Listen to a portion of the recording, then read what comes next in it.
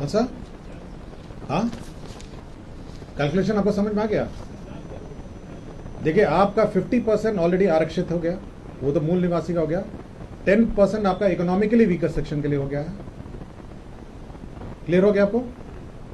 अब बच गया आपका 40% जो अनारक्षित था पहले।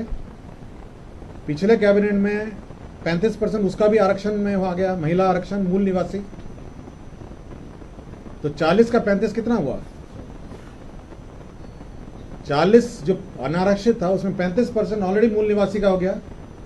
अब बच गया 65। अब उस 65 का 40% ऑलरेडी आप इस प्रावधान के अनुसार अगर वो मैट्रिक और इंटरमीडिएट पास होंगे तभी वो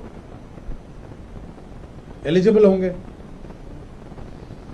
अब बहुत ही छोटी सी संख्या है जो अब पूरे सूची में अब अनारक्षित रहेगी। ये कोई भी बोर्ड होगा, बिहार के कोई भी बोर्ड, आईसीएसई हो सकता है, सीबीएसई हो सकता है, बिहार की शैक्षणिक संस्थाओं में जिन्होंने पास किया हो उन्हीं के लिए। और ये 40% बिल्कुल वर्टिकल है, सभी कैटेगरी में।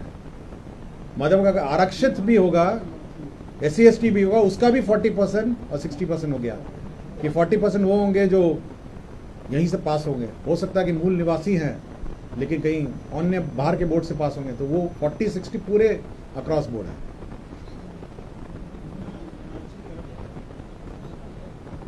%15 रह गया मोटा मोटी। 40% आपका अनारक्षित हुआ।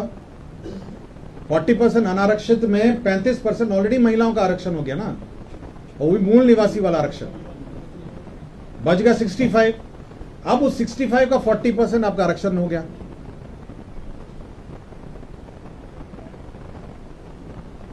क्लियर हो गया आपको?